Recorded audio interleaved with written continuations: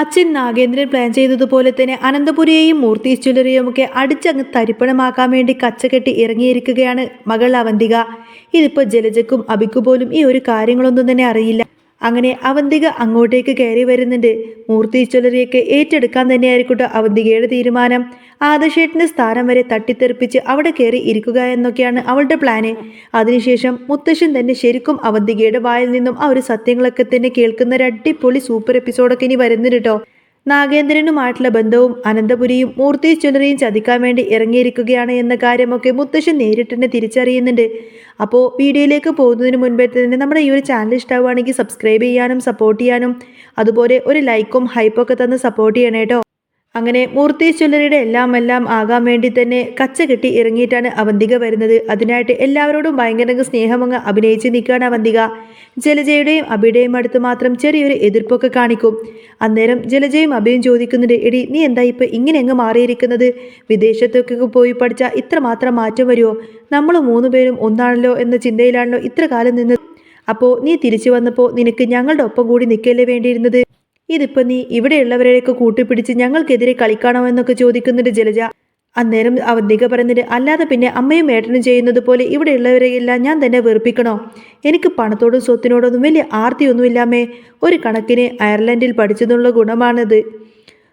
ഒരുപാട് ജീവിതം ഞാൻ അവിടെ വെച്ച് പഠിച്ചു. അതുകൊണ്ടാണ് ഇപ്പോൾ ഇങ്ങനെ ഞാൻ മാറിയത്. അന്നേരം അബി പറയുന്നുണ്ട്, അപ്പോൾ നീ ഞങ്ങൾക്കെതിരെ തന്നെ നിൽക്കാനാണല്ലേ നിന്റെ തീരുമാനം? ഇവിടെയുള്ള ശത്രുക്കളെ സോപ്പിട്ടിട്ട് നിനക്ക് എന്ത് നേടാനാടി? എടി നീ മര്യാദക്ക് ഞങ്ങളുടെ ഒപ്പം നിന്ന് കഴിഞ്ഞാൽ അമ്മ മുത്തശ്ശനെ നിർബന്ധിച്ചുകൊണ്ട് നിന്റെ കല്യാണം അങ്ങ് ആഡംബരമായി തന്നെ നടത്തും. അന്നേരം അവന്തിക പറയുന്നത്, എനിക്കിപ്പോൾ വിവാഹത്തെക്കുറിച്ചൊന്നും ചിന്തിക്കാൻ പോലും പറ്റില്ലേട്ടാ. ഞാൻ അവിടെ നിന്നും പഠിത്തം കഴിഞ്ഞിട്ടല്ലേ ഇങ്ങോട്ടേക്ക് വന്നത്. ഇനി നമ്മുടെ ജ്വല്ലറി എങ്ങനെയെങ്കിലും ഒരു പൊസിഷനിലേക്ക് കയറി കൂടണം. അവിടെ നല്ല ട്രെയിനിങ് ഒക്കെ ചെയ്ത് കാര്യങ്ങളൊക്കെ ഒന്ന് മെച്ചപ്പെടുത്തണം എന്നൊക്കെ പറയണേ. അന്നേരം അബി പറയുന്നുണ്ട്, നിന്നെ ഇവിടെ അംഗീകരിക്കും, മുത്തശ്ശൻ അംഗീകരിച്ചത് തന്നെ എന്നൊക്കെ പറഞ്ഞ് അബി കളിയാക്കി സംസാരിക്കുകയാണ്. അന്നേരം അവന്തിക പറയുന്നുണ്ട്, മുത്തശ്ശൻ എന്നെ ട്രെയിനറായിട്ട് കയറ്റിയിട്ടുണ്ടല്ലോ, ആദർശേട്ടൻ്റെ താഴെ തന്നെ സ്ഥാനവും തന്നിട്ടുണ്ട്. അങ്ങനെ ആദർശേട്ടൻ്റെ കൂടെ നിന്ന് കാര്യങ്ങളെല്ലാം പഠിക്കാമെന്ന് തന്നെയാണ് മുത്തശ്ശൻ എന്നോട് പറഞ്ഞിട്ടുള്ളത്. അതനുസരിച്ച് ഞാൻ പ്രവർത്തിക്കുന്നുമുണ്ട്. ഇനിയിപ്പോൾ ആദർശേട്ടൻ്റെ സ്ഥാനം പോലെ തന്നെ എനിക്ക് വേണം.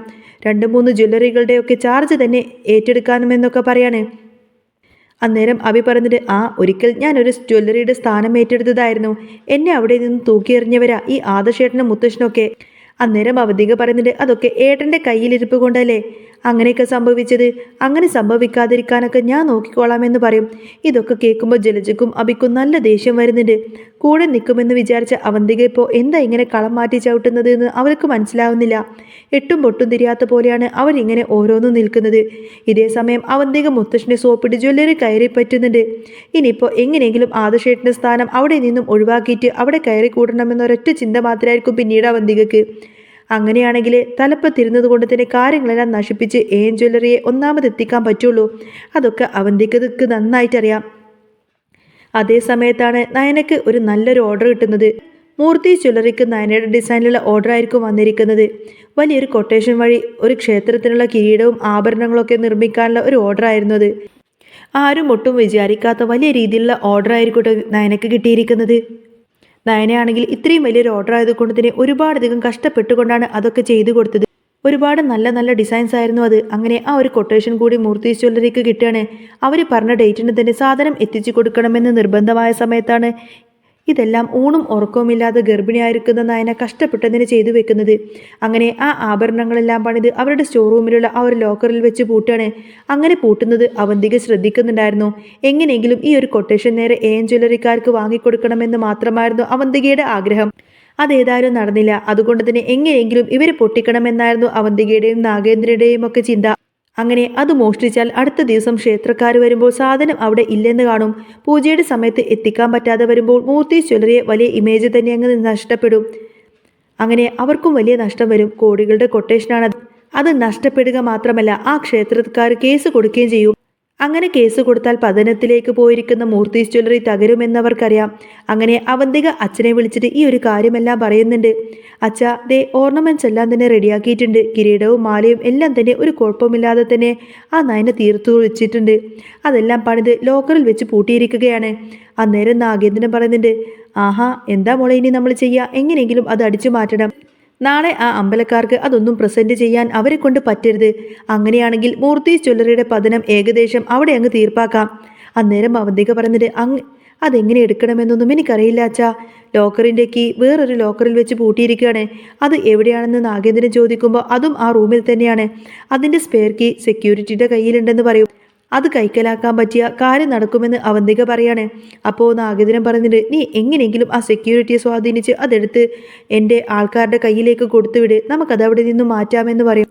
അടുത്ത ദിവസം ഇതൊന്നും ജ്വല്ലറിയിൽ ഉണ്ടാവാൻ പാടില്ല, അവർക്കിതൊരിക്കലും പ്രസന്റ് ചെയ്യാൻ പറ്റാതെ തന്നെ വരണമെന്നൊക്കെ പറയാണ്. അങ്ങനെ അവന്തിക റിസ്ക് എടുത്തു കൊടുത്തിട്ട് സെക്യൂരിറ്റി സ്വാധീനിച്ച് പണമൊക്കെ ഓഫർ ചെയ്തിട്ട് ആ ഒരു താക്കോലങ്ങ് കൈക്കലാക്കി. ലോക്കർ തുറന്ന് ആ ഒരു കിരീടവും സ്വർണ്ണാഭരണങ്ങളെല്ലാം തന്നെ അവിടെ നിന്നും അടിച്ചു മാറ്റി. CCTV ഒക്കെ ഓഫ് ചെയ്ത് വെച്ചാണ് കേട്ടോ ഇതെല്ലാം ചെയ്യുന്നത്. ആരും അറിയാതെ നാഗേന്ദ്രൻ്റെ ആളുകൾ വന്ന് ആ ഒരു കിരീടവും മാലയും എല്ലാം കൊണ്ടുപോയി. നാഗേന്ദ്രൻ്റെ കയ്യിലേക്ക് അത് കിട്ടിയപ്പോൾ ഭയങ്കര അധികം സന്തോഷമായിരുന്നു. എന്ത് ഭംഗിയായിട്ടാണ് നയന ഇതെല്ലാം ചെയ്തിരിക്കുന്നത് എന്ന് അയാൾ പറയുന്നുണ്ട്. നാളെ നേരം വെളുക്കുമ്പോൾ ക്ഷേത്ര കമ്മിറ്റിക്കാർ അങ്ങോട്ടേക്ക് എത്തും. ലോക്കറിൽ ഈ ഒരു സാധനമില്ലാതെ വരുമ്പോൾ വലിയ സീനായിരിക്കും. അമ്പലത്തിൽ പൂജയും കാര്യങ്ങളൊക്കെ റെഡിയാകുമ്പോൾ മാല കിട്ടാതെ വരുമ്പോൾ ഭക്തജനങ്ങളൊക്കെ അങ്ങ് ഇളകും. പിന്നെ കേസാകും, കോടികൾ നഷ്ടപരിഹാരം കൊടുക്കേണ്ടി വരും, വിശ്വാസ്യത തകരും. ഇപ്പോൾ തന്നെ ഷെയർ മാർക്കറ്റിൽ മൂർത്തീസ് ജ്വല്ലറിയുടെ ഷെയറുകൾ ഇത്തിരി ഇങ്ങനെ ഇടിഞ്ഞിടിഞ്ഞ് വീഴാണ്. ഡേവിഡും അത് ശരിവെക്കുന്നുണ്ട്. ആദർശ് MD ആയിരുന്നപ്പോൾ ഉയർന്നതായിരുന്നു. ഇപ്പോൾ ആദർശിനെ ഒരു കഴിവ് കെട്ടവനായിട്ടാണ് എല്ലാവരും കാണുന്നത്. അനന്തമൂർത്തി കൊച്ചുമോനെ ഇങ്ങനെ ഇരുത്തിക്കുന്നതേ ഉള്ളൂ, മറ്റൊരാളായിരുന്നെങ്കിൽ ഇപ്പോൾ തൂക്കി എറിഞ്ഞേനെയെന്നും ഡേവിഡും പറയുന്നുണ്ട്. നാഗേന്ദ്രൻ പറയുന്നുണ്ട് മൂർത്തി ജ്വല്ലറിയുടെ സ്വഭാവമൊക്കെ എനിക്കറിയാം, ഇത് അമ്പലത്തിലെ കാര്യമാണ്, ഇനി ദൈവകോപം ഉണ്ടാവാതിരുന്നാൽ മതി എന്ന് പറഞ്ഞ് അവരങ്ങ് ചിരിക്കുകയാണ്. നയന ഡിസൈൻ ചെയ്ത ആഭരണങ്ങൾ ഇപ്പോൾ നാഗേന്ദ്രൻ്റെ കയ്യിലാണുള്ളത്. പിറ്റേ ദിവസം രാവിലെ ആദർശവും നയനയും വലിയ സന്തോഷത്തിലായിരിക്കും. ആഭരണങ്ങൾ കൈമാറുന്ന ദിവസമാണല്ലോ ഇന്ന്. മുത്തശ്ശനോട് ചെന്ന് അനുഗ്രഹം വാങ്ങിച്ചു. മുത്തശ്ശൻ പറഞ്ഞിട്ട് എൻ്റെ അനുഗ്രഹം കൂടെ ഉണ്ടാവും, ഇതോടുകൂടി നമ്മുടെ കഷ്ടകാലമെല്ലാം മാറും, സന്തോഷമായിട്ട് പോവാൻ പറയും. ഉടനെ തന്നെ അവന്തികയും അങ്ങോട്ടേക്ക് വരുന്നുണ്ട്. അവൾക്കും ഇതെല്ലാം തന്നെ കാണണമല്ലോ. അവന്തികയും കൂടെ വന്നു. അവർ ജ്വല്ലറിയിലേക്ക് എത്തി. അവന്തിക അച്ഛനെ വിളിച്ച് സീൻ ഉണ്ടാക്കാൻ റെഡിയാണ് എന്ന് പറയും. ക്ഷേത്രത്തിലെ ആൾക്കാരെല്ലാം തന്നെ വലിയ ആഘോഷമായി അങ്ങോട്ടേക്ക് എത്തി. നയനയും ആദർശും ലോക്കർ തുറന്നപ്പോൾ അവിടെ ഒന്നും തന്നെ കാണുന്നില്ല. തങ്ങൾ ഇന്നലെ വർക്കെല്ലാം പൂർത്തിയാക്കി വെച്ചിരിക്കുന്ന ആ ഒരു കിരീടവും മാലയും ഒന്നും തന്നെ അവിടെ കാണുന്നില്ല. അതോടുകൂടി തന്നെ ആദർശ് അങ്ങ് ഞെട്ടിപ്പോവാണ്. നയനയോട് ചോദിക്കുന്നുണ്ട്, നമ്മൾ ഇന്നലെ ഇത് ഇവിടെ വെച്ചല്ലേ പോയത്? നയനയും ആകെ തകർന്നു പോയിരുന്നു. സ്വർണവും കിരീടമൊക്കെ ആര് കൊണ്ടുപോയി എന്ന് അവർ അന്തം വിട്ടിങ്ങനെ നിൽക്കുന്ന സമയത്തായിരിക്കട്ടോ മാനേജർമാരുടെയും സ്റ്റാഫിനെയൊക്കെ വിളിക്കുന്നത്. സെക്യൂരിറ്റി പറയുന്നത് ഞാനൊന്നും അറിഞ്ഞില്ല എന്നാണ്. ആരോ ചതിച്ചതാണെന്ന് ആദർശിന് ഉറപ്പായി. അവന്തിക അവിടെ അഭിനയിക്കുന്നുണ്ടെങ്കിലും ഉള്ളിൽ ഭയങ്കര സന്തോഷമായിരിക്കും. അച്ഛൻ്റെ ആഗ്രഹം പോലെ തന്നെ ഒരു പണി കൊടുക്കാൻ പറ്റിയല്ലോ എന്ന ചിന്തയിലായിരുന്നു അവന്തിക. അങ്ങനെ ക്ഷേത്ര കമ്മിറ്റിക്കാർ ഈ ഒരു സാധനം കിട്ടാത്തത് കൊണ്ട് തന്നെ ബഹളം വെച്ചു. അതിന് നഷ്ടപരിഹാരവും ചോദിക്കുന്നുണ്ട്, കേസ് കൊടുക്കാമെന്ന് പറഞ്ഞു. പത്രത്തിൽ അങ്ങനെ വാർത്ത വരുന്നു. ആദർശും നയനയും ആകെ നാണം കെട്ടു. ആദർശിനോട് മുത്തശ്ശൻ ചോദിക്കുന്നുണ്ട്, നീ എന്താടാ ഇങ്ങനെ ആയിപ്പോയത്, ഉത്തരവാദിത്തം വേണ്ടേ എന്നൊക്കെ ചോദിച്ചുകൊണ്ട് തന്നെ മുത്തശ്ശൻ ദേഷ്യപ്പെടും. ആദർശ് പറഞ്ഞിട്ട്, മുത്തശ്ശ ഇതാരോ മനഃപൂർവ്വം ചെയ്തതാണ് എന്നൊക്കെ ആയിരിക്കും. CCTV എല്ലാം ഓഫായത് കണ്ടുകൊണ്ട് തന്നെ മുത്തശ്ശനും അത് സമ്മതിക്കുന്നു.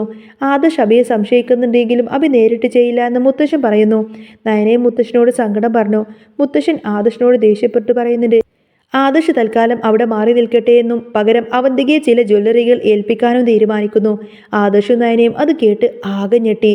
അവന്തിക അയർലൻഡിൽ പഠിച്ചതല്ലേ, അവൾ നോക്കട്ടെ എന്ന് മുത്തശ്ശൻ പറഞ്ഞു.